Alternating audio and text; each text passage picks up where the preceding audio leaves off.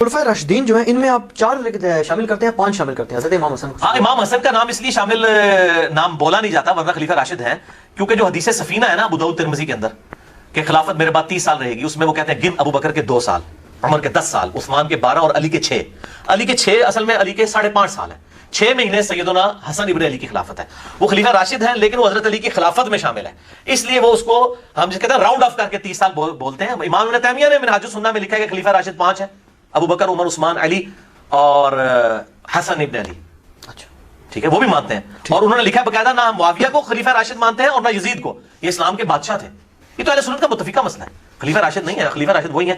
تو حسن ابن علی بھی خلیفہ راشد ہیں، یا اس کے بعد کوئی جھلک نظر آئی ہے تو عمر بن عبدالعزیز ہے۔ ٹھیک ہے، اچھا یہ باقی 12 خلفاء پورے ہوں گے قیامت تک۔ یہ شروع میں 12 خلفاء لیتے ہیں، میں نے وہ مسئلہ 102 میں بتایا کہ یہ قیامت تک 12 خلفاء پورے ہونے ہیں، اور 12ویں خلیفہ امام محمد مہدی ہوں گے ہاں انشاءاللہ تعالی رضی اللہ تعالیٰ عنہ علیہ السلام۔ حضرت عثمان غنی رضی اللہ تعالیٰ عنہ کی جو شہادت ہوئی ہے تو اس کے متعلق ایک مفتی سعد صاحب ہوتے تھے فیصلہ آباد والے، وہ بھی اور شیعہ حضرات بھی اکثر و بیشتر یہ بات کرتے ہیں، وہ کہتے ہیں جی اس میں اہل سنت یہ بات کر دیتے ہیں کہ جی مرتدین تھے یہ تھے، جبکہ وہ کہتے ہیں وہ صحابہ تھے۔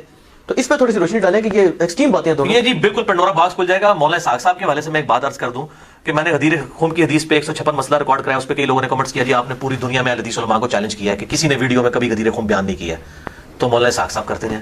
تو بھائی مولانا اسحاق صاحب کو تو اہل حدیث نے مردود کر کے نکال دیا تھا اپنے فہم کے مطابق، لہٰذا اہل حدیث ان کو آن ہی نہیں کرتے۔ میں ان اہل حدیث علماء کی بات کروں جن کو اہل حدیث آن کرتے ہیں کہ میرے میدان عمل میں اترنے سے پہلے کبھی انہوں نے غدیر خون کی حدیث بیان کی ہو، چیلنج ہے، چیلنج۔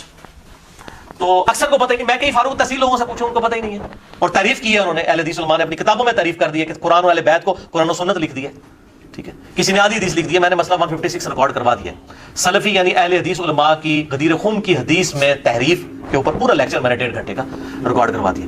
اب رہا یہ سیدنا عثمان غنی رضی اللہ تعالیٰ عنہ علیہ السلام کے قتل کا معاملہ، تو یہ بات تو ٹھیک ہے کہ ان کے خلاف جو ایک مہم کھڑی ہوئی تھی نا، وہ تو ان کے گورنروں کی وجہ سے ہوئی تھی۔ صحیح مسلم میں آتا ہے ولید بن عقبہ نے شراب پی کے نماز پڑھائی، اور اس وقت جو ہے وہ وہاں پہ لوگ خلاف ہو گئے، انہوں نے اس کو معزول کر دیا، مینجمنٹ اس وقت سے کمزور ہونا شروع ہو گئی، اور بعد میں ان کے خلاف تحریک چلنا شروع ہوئی۔ ظاہر ہے اس میں صحابہ تابعین سب شامل تھے، اور عبداللہ بن سبا کے اوپر ڈالتے ہیں، بھائی عبداللہ بن سبا مسجد نبی میں نمازیں پڑھا رہا تھا، بخاری میں آتا ہے 695 نمبر حدیث کہ انہی باغیوں کے پیچھے نمازیں پڑھو، حضرت عثمان کہتے ہیں جب ان کو محصور کر لیا گیا۔ تو یہاں بھی جھوٹ بولتے ہیں، عبداللہ بن سبا بعد میں آیا، اس کا اس کے ساتھ تعلق نہیں ہے۔ تو وہ بیسیکلی صحابہ کرام میں اختلاف ہوا، اس میں بالکل ٹھیک ہے، صحابہ بھی اس میں شامل تھے، کوئی شک نہیں ہے۔ لیکن حضرت عثمان خلیفہ راشد تھے، خلیفہ اور ملک میں فرق دیکھیں، خلیفہ کے خلاف پروٹیسٹ ہوتا ہے وہ اپنے حق کے لیے تلوار بھی نہیں اٹھاتا، وہ کسی کو پتہ ہی نہیں تھا کہ اس لیول تک کچھ جذباتی لوگ ہیں جو ان کو شہید بھی کر دیں گے، بیچ میں ایسے گھسے ہوئے ہیں۔ البتہ شہید کس نے کیا یہ کسی کو نہیں پتا۔ محمد بن ابی بکر، حضرت ابو بکر کا بیٹا بھی شامل تھا اس میں سرغنہ کے طور پر، اور اس حوالے سے میں آپ کو بتاؤں یہ مصنف ابن ابی شیبہ یہ احادیث اور آثار کا سب سے بڑا مجموعہ ہے جی اہل سنت کا، اس سے بڑی کوئی کتاب نہیں، 38,000 تقریباً 38 سے 39,000 اردو میں پہلی دفعہ یہ شائع ہو چکا ہے، یہ اس کی آخری جلد ہے۔ اس کا آخری چیپٹر ہے جنگ جمل، نہروان اور صفین پہ۔ یہ کہتے ہیں نہیں مشاجرات ڈسکس نہیں کرنے چاہیے۔ امام ابن ابی شیبہ المتوفی 235 ہجری جو بخاری اور مسلم کے استاد ہیں، اور صحیح مسلم میں 1500 حدیثیں اس شخص سے ہیں امام ابن ابی شیبہ سے، 20% صحیح مسلم کا اس نے روایت کیا ہے، امام مسلم کے استاد ہیں، بخاری میں بھی حدیثیں موجود ہیں۔ انہوں نے جنگ جمل، نہروان اور صفین کے اوپر پورے چیپٹر بند ہیں، تقریباً 200 کے قریب روایات لے کے آئے ہیں اس کے اندر۔ اس سے پہلے حضرت عثمان والا چیپٹر موجود ہے کہ ان کی شہادت کیسے ہوئی، آپ پڑھ کے دیکھ لیں تو اس میں آپ کو سارا چٹا بٹا کھل جائے گا کہ کیا ہوا ہے سارے کا سارا معاملہ۔ تو پھر مطلب ابتدا پہ تو ظاہر اختلاف رہے انہی کی وجہ سے ہوا، لیکن بعد میں حضرت عمار بن یاسر بہت خلاف تھے اس طرح کی چیزوں میں، ان کی کچھ پالیسیز کی وجہ سے، اور بس وہی ہونا تھا جو بخاری اور مسلم میں حدیث ہے کہ میری امت اور فتنوں کے درمیان دروازہ عمر ہے، جب عمر کو شہید کر دیا جائے گا فتنے شروع ہو جائیں گے۔ حضرت عمر کے بعد مینجمنٹ کمزور ہوگی، اور وہ ابو داؤد میں حدیث بڑی خطرناک ہے جی، ابو داؤد کی ایک روایت 4656 کہ ایک یہودی عیسائی عالم دین کو بلایا گیا حضرت عمر کے پاس، صحیح سند کے ساتھ ہے، دارالسلام والوں نے اس کی تخریج بھی کی ہے شیخ زبیر علی صاحب کی۔ 4656 4640 جو ہے وہ حدیث سفینہ ہے 30 سال خلافت والی، اور یہ 4656 ہے، میں نے یاد رکھا یہ 10 ایڈ کر کے آتی ہے۔ آپ نے پوچھا اس یہودی عالم سے کہ بتا تیری کتابوں میں میرے بارے میں کیا لکھا؟ انہوں نے کہا تو آہنی دیوار ہے، جو نبی صلی اللہ علیہ وسلم نے فرمایا میری امت اور فتنوں کے درمیان دروازہ عمر ہے۔ ان کا بتا میرے بعد جو خلیفہ بنے گا، ان کا خلیفہ تو نیک ہوگا لیکن اس میں ایک کمزوری ہوگی، وہ اپنے رشتہ داروں کو نوازے گا۔ تو حضرت عمر کی زبان سے 3 دفعہ نکلا خدا عثمان پر رحم کرے، خدا عثمان پر رحم کرے، خدا عثمان پر رحم کرے۔ یعنی حضرت عمر یہ مطلب ان کو یا کرامت کہہ لیں یا ان کا ایک ویژن تھا، ان کے ذہن میں تو تھا نا میں نے کون سی بیٹی بنانی ہے، تو ان کا یہ پھر کہا اس کے بعد خلیفہ نیک ہوگا لیکن لوہے کا محل ہوگا۔ تو حضرت عمر نے کہا بدبودار شخص یہ کیا کہہ رہا ہے لوہے کا محل؟ انہوں نے کہا کہ اصل میں لوہے کا محل کا مطلب یہ ہے کہ خلیفہ تو شریف اور نیک ہوگا لیکن تلوار نیام سے باہر آ چکی ہوگی. وہ کوشش تو کرے گا کسی طریقے سے امت کو پٹری پہ چڑھائے دوبارہ سے, لیکن معاملات بگڑ چکے ہوں گے. تو یہ میرے بھائیوں اس طریقے سے سیدنا عثمان کے خلاف یہ جو مہم کھڑی ہوئی, قاتلین عثمان کا کوئی پتہ نہیں کہ کون ہے, بائی نیم مینشن نہیں ہے, ٹھیک ہے. اور جو لوگ صحابہ کے بارے میں کہتے ہیں, مطلب وہ ظاہر ہے کہ اس مہم کو چلانے والے تو تھے, وہ صحابہ کے نام آتے ہیں, وہ مولانا اسحاق صاحب اپنی طرف سے تو نہیں کہہ رہے, ابن کثیر میں بھی لکھا ہے, اسی طریقے سے اسود الغابہ میں موجود ہے, اور اہل صحابہ میں موجود ہے, اور کتابوں کے اندر اہل سنت کی جو تاریخی کتابیں ہیں خلفائے راشدین کے اوپر, باقی صحابہ کے اوپر, اس میں یہ چیزیں موجود ہیں. بال کہیں پہ نام مینشن نہیں ہے کہ بھی بندے کون تھے. نام مینشن ہوتا تو ظاہر ان کو کٹانے میں لا کے کھڑا کیا جاتا. بہرحال ہم ان کو غلط سمجھتے ہیں. ہم جس طریقے سے حضرت عثمان کے مخالفین کو غلط سمجھتے ہیں نا جی, اسی طریقے سے سیدنا علی کے مخالفین کو بھی غلط سمجھتے ہیں. لیکن یہ ظلم یہ ہے کہ یہ لوگ حضرت عثمان کے مخالفین کو پتہ نہیں کیا کیا گالیاں نکالتے ہیں, اور حضرت علی کے مخالفین کی جب باری آتی ہے تو ہم ان کو بھی کہتے ہیں ان کا بھی ایکٹ غلط تھا, ان کا بھی ایکٹ غلط تھا. چلیے بھائی, بریلوی مسلک کے بہت بڑے مناظر ہیں جن سے آپ بھی بڑے انسپائرڈ, آپ کہتے ہیں کہ اگر ان کا مناظرہ ہو جائے تو یہ کسی کو بولے نہ دیں. پیر سید عرفان شاہ مجدی صاحب, بالکل جی, سعودی عرب والوں کے علماء ان کا مقابلہ نہیں کر سکتے جن باتوں میں وہ بات کر رہے ہیں. اچھا, لیکن میرا نہیں مقابلہ کر سکتے. میں پوفلر لکھے انہوں نے گستاخانہ بارتا تھا, جیل میں آئے سن, وہ کہتے علی انہیں چھڑیو, وہ پوفلر نے پڑھ لینا چشتی رسول اللہ, انہیں کہے انہوں چھیڑو گے تو وہاں دسے گا. تو میرے پوفلٹ اندر تم پیروی کا انجام جو ہے نا وہ نہیں مجدی صاحب دے سکے. اچھا, اس میں علی بھائی ان کا ایک میں لیکچر سن رہا تھا ابھی پچھلے دنوں, اسی کی کلپ کی تیاری کے لیے تھوڑا سا سوال جواب کی. اس میں وہ بیان کرتے ہیں, وہ کہتے ہیں جی کہ حضرت امیر معاویہ رضی اللہ عنہ جو تھے, اگر وہ حضرت علی رضی اللہ عنہ سے اختلاف ان کی ذات کی وجہ سے کریں تو پھر تو یہ آپ چلو حدیث ان پہ فٹ کرتے رہے. اب وہ کہتے ہیں جی مسئلہ یہ ہے کہ حضرت علی رضی اللہ عنہ کی ذاتی شخصیت تو نہیں ہے, وہ ایک منصب پہ فائز تھے. تو وہ فرماتے ہیں کہ یہ اگر ان سے مطالبہ حضرت عائشہ رضی اللہ عنہ نے کیا, حضرت اللہ حضرت زبیر رضی اللہ عنہ نے کیا, حضرت امیر معاویہ رضی اللہ عنہ نے کیا, تو کس میں کیا ناجائز بات ہے؟ کوئی ناجائز بات نہیں ہے, مطالبے پہ تو ہمیں اختلاف ہی نہیں ہے, یہ تو اختلاف ہی نہیں ہے.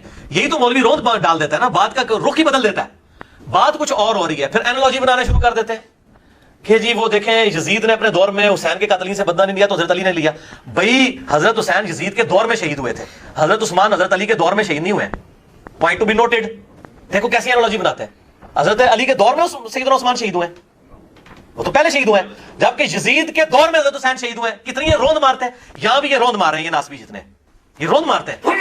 مسئلہ یہ اختلاف ہی نہیں ہے کہ ان کو, اختلاف یہ ہے کہ پارٹی بنا کے, جتھا بنا کر خلیفہ راشد کے خلاف فوج بنا کے لڑنے کے لیے مادہ ہو جانا. یہ ہے اصل میں جو نبی صلی اللہ علیہ وسلم کی حدیث ہے کہ تم میرے بعد بہت اختلاف دیکھو گے. ابو داؤد میں ہے, ترمذی میں ہے, نسائی میں ہے, ابن ماجہ میں ہے کہ آپ صلی اللہ علیہ وسلم نے فرمایا, مشکات میں 165 نمبر ہے, ابو داؤد میں 4607, ترمذی 2676, ابن ماجہ میں 42, میرے بعد بہت اختلاف دیکھو گے. اور اس وقت علیکم بسنتی وسنت الخلفاء الراشدین المہدیین, تم پر میری سنت اور میرے خلفاء راشدین کی سنت لازم ہے. اور دین میں بدعتوں سے بچنا, ہر بدعت گمراہی ہے اور ہر گمراہی دوزخ میں لے جانے والی ہے. سنن نسائی میں الفاظ موجود ہیں. یہ تو ہے ہی خلفاء راشدین کے بارے میں کہ ان کے مخالفین بدعت پہ ہوں گے. یہ حدیث کو آ کے نعوذ باللہ پنکچر کر دیتے ہیں حضرت عثمان تک آ کے. وہاں آپ باغیوں کے اوپر بات کریں, کہتے ہیں ہاں جی علیکم بسنتی, یہ بدعتی ہیں. تو جو حضرت علی کے خلاف کھڑے ہوئے ہیں, صرف قصاص کا معاملہ ہوتا نا, اس پہ کوئی اختلاف نہیں ہے, ہم بھی کہتے ہیں, بلکہ حضرت علی سے بڑھ کے کسی کو قصاص تھا کی فکر تھی. حضرت علی تو خلیفہ ہی نہیں تھے بن رہے, انہوں نے کہا معاملہ آپ لوگوں نے بگاڑ دیا ہے, میرے گاٹے فٹ کرنے لگے سارا مسئلہ بگاڑ کے. ٹھیک ہے, معاملہ تو فٹ بگڑ چکا تھا بنو امیہ کے گورنروں کی وجہ سے. ٹھیک ہے, تو وہ مسئلہ یہ نہیں تھا, ایشو یہ نہیں تھا. اصل ایشو یہ ہے میرے بھائیوں کہ جو جتھا بنایا گیا نا, جو آج یہاں پہ پاکستان میں بھی کہہ رہے ہیں کہ کوئی پرائیویٹائز نہ کرے جہاد کو اور اپنا جتھا بنا کے حکومت سے نہ ٹکرائے. تو جب حضرت علی رضی اللہ عنہ سے قصاص کا مطالبہ تھا تو سیدہ فاطمہ, سیدہ عائشہ رضی اللہ تعالی عنہا علیہ السلام, وہ حضرت علی کے پاس تو آئی نہیں ہے, وہ تو مدینہ شریف میں تھا دارالحکومت. وہ تو اپنی پوری فوج, ان کو بھی عبداللہ بن زبیر لے گئے, وہ تو لے کے چلی گئی ہیں بصرہ خود قانون کو ہاتھ میں لینے کے لیے. تو حضرت علی کو تو مجبوراً وہاں پہ جانا پڑا. تو مسئلہ مطالبے کا نہیں ہے. اچھا, اذان کا جواب دے لیں. تو شاہ جی بات کیا ہو رہی تھی اب بیچ میں؟ وہ ہاں وہ قاتلین عثمان والا, وہ تو معاملہ سیٹل ہو گیا. اس کے بعد کیا تھا؟ ہاں وہ, ہاں جی, کہ وہ جو مطالبہ ہے, وہ مطالبے سے کسی کو اختلاف نہیں میرے بھائی. مطالبے سے کس کو اختلاف ہے؟ جتھا بنا کر, پارٹی بنا کر خلیفہ راشد کے خلاف ٹکرا جانا, اس سے اختلاف ہے. اور مولانا مودودی رحمہ اللہ نے بھی المتوفا 1979 عیسوی خلافت و ملوکیت میں ایک جملہ لکھا ہے. میں نے پوری خلافت و ملوکیت میں نا 2 جملے انڈر لائن کیے ہیں. ایک جملہ اس میں سے یہ ہے, انہوں نے کہا حضرت عثمان خلیفہ راشد تھے. خلیفہ اور بادشاہ میں یہی فرق ہوتا ہے, ان کے خلاف پروٹیسٹ ہوا, انہوں نے اپنے لیے تلوار نہیں اٹھائی اپنی ذات کے لیے. ٹھیک ہے, شہید ہو گئے, پروٹیسٹ کرنے دیا, ظاہر صحابہ ہی کر رہے تھے.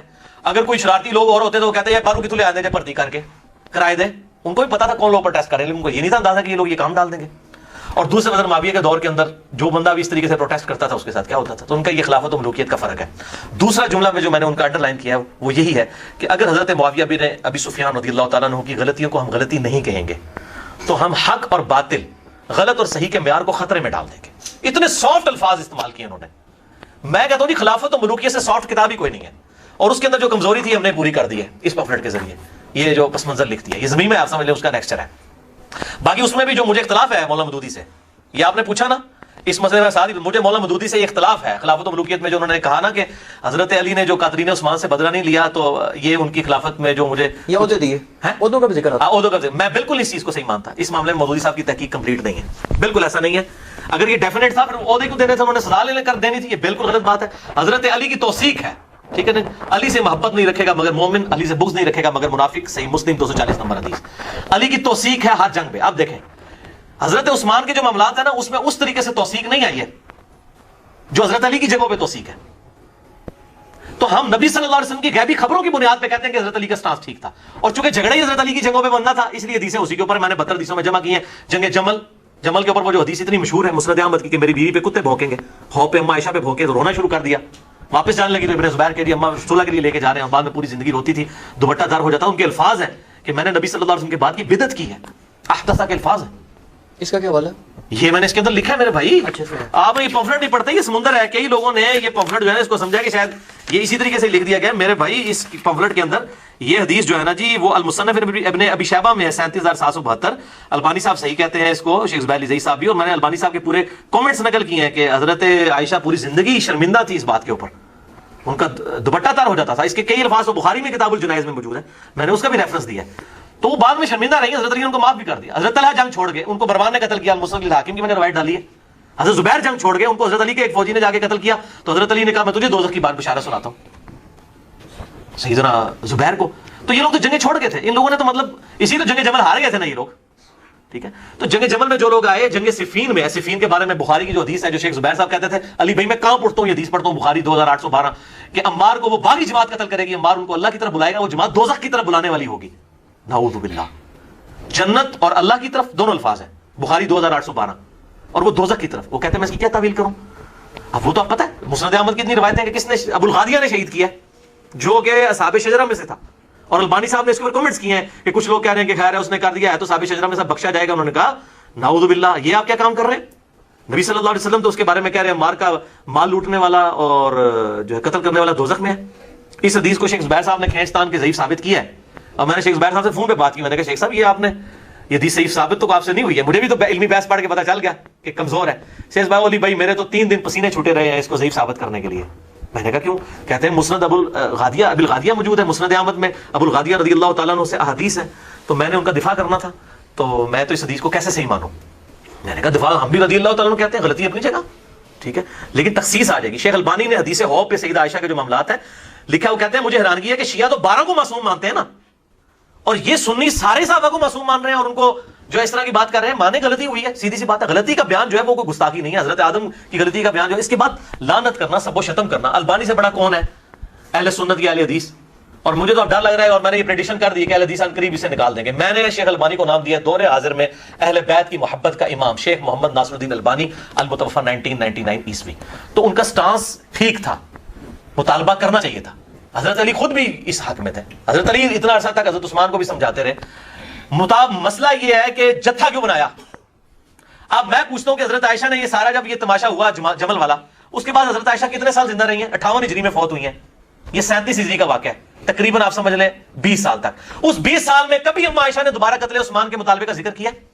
ان کو پتہ چل گیا تھا یہ پیچھے کیا تھی انٹینشن.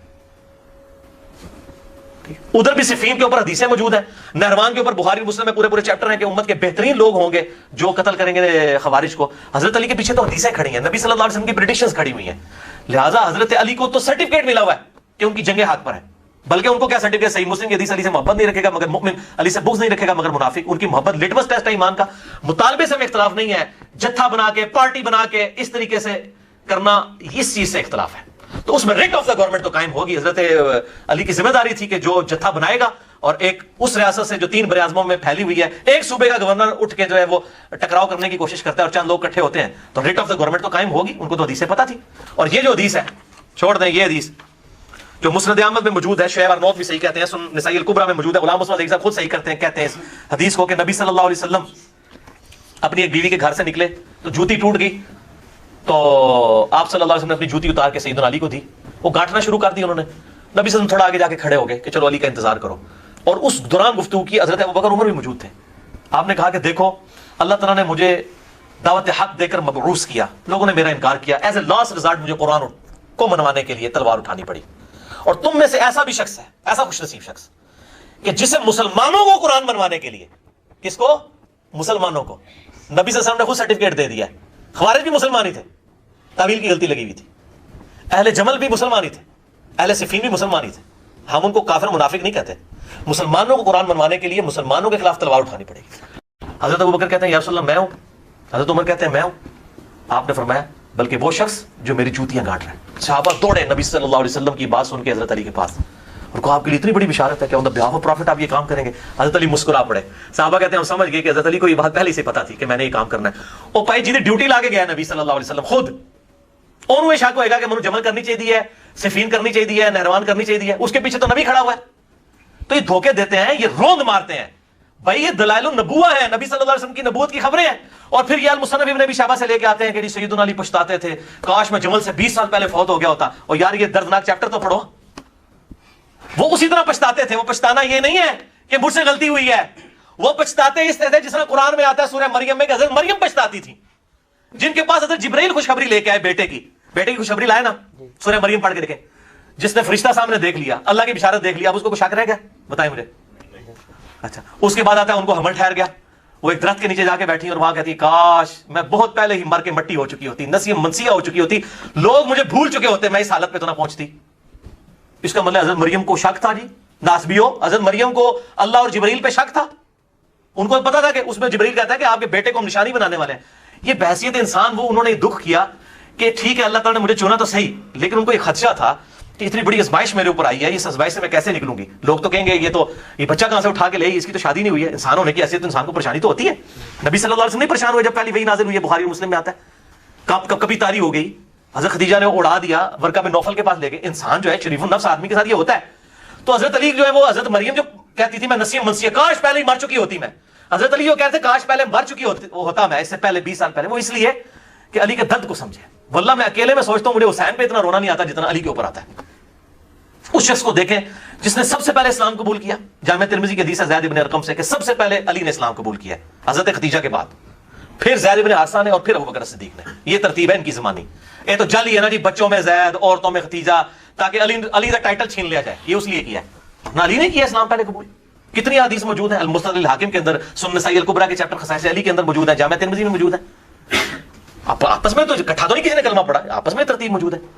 تو حضرت علی جس نے سب سے پہلے اسلام 7-8 سال کی عمر میں قبول کیا، باقی تو کافر سے مسلمان ہوئے ہیں، دیکھ لیں جتنے بڑے بڑے اصحاب ہیں وہ تو مسلمان تو نہیں تھے نا، بعد میں مسلمان ہوئے نا، کوئی 40 سال کی عمر میں، کوئی 45 سال کی عمر۔ حضرت علی تو بچپن سے آپ صلی اللہ علیہ وسلم کی جو ہے وہ ساتھ اٹیچ، جس شخص نے بچپن سے اسلام قبول کیا، ہر وقت حضور کے ساتھ رہا، غزوہ خیبر میں اسلام کو فتح دلائی، غزوہ خندق میں ابن عبد الود جس کا کوئی مقابلہ کرنے کے لیے آگے نہیں ہوتا تھا، جو 100 بندوں سے اکیلا لڑتا تھا، اس کو قتل کیا، جس نے اسلام کو اس اور شیب ابن ابی طالب کے اندر اس نے وقت گزارا 3 سال کا، جس نے اسلام کو زیرو سے اس بلندی ایپیکس پہ پہنچتے ہوئے دیکھا کہ حضرت عمر کے دور میں 3 براعظموں تک اسلام کی حکومت پہنچ گئی، اور اس کو اپنی زندگی میں یہ چیز دیکھنی پڑ رہی ہے کہ اس کے سامنے وہ اسلام کا نظام جو ہے وہ بکھرتا جا رہا ہے بنو امیہ کے گورنروں کی وجہ سے۔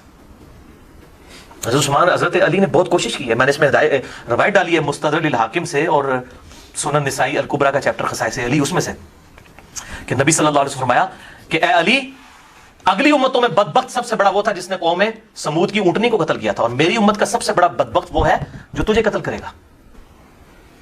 تو قوم سمود کے بدبخت نے جب اونٹنی کو قتل کیا تو قوم سمود پہ عذاب آیا نا، سیدنا علی کے قتل کے بعد اس امت پہ عذاب آیا، اور عذاب کیا آیا؟ بلوکیت کی شکل میں مسلط ہو گیا۔ ان لوگوں نے، حضرت علی ایک آخری کوشش تھے کہ کسی طریقے سے ابو بکر اور عمر کی خلافت کو بحال کیا جائے، جسے سیدنا عثمان کے گورنروں نے سپائل کر دیا تھا۔ میرے اس پہ پورا لیکچر ہے، مسئلہ number 116A، 116B، 116C، 116D، 116E، کہ کس طریقے سے سپائل ہوئی ہیں یہ چیزیں۔ سیدنا علی تو آخری کوشش تھے، تو میرے بھائی اس نے تو کہنا تھا کاش میں مر چکا ہوتا، میرے سامنے اس طریقے سے معاملات نہ ہوتے، اس طریقے سے مجھے یہ دکھ نہ دیکھنے پڑتے، اور سیدنا علی کے آپ اگر دیکھیں کس طریقے سے وہ کوفے میں بیٹھ کے اکیلے رویا کرتے تھے کہ اسلام کو شرازہ بکھر رہا ہے, کوشش کر رہا ہوں کہ کسی کے سے سمٹ جائے, لیکن ان کے لوگ ساتھ ہی نہیں ہیں اس طریقے سے دیکھتے. اور بعد میں لوگ پچھتاتے تھے نا جی, آج تک ہم پھر پچھتا رہے ہیں نا کہ حضرت علی کا اس کو ساتھ دے دیتے باقی لوگ بھی.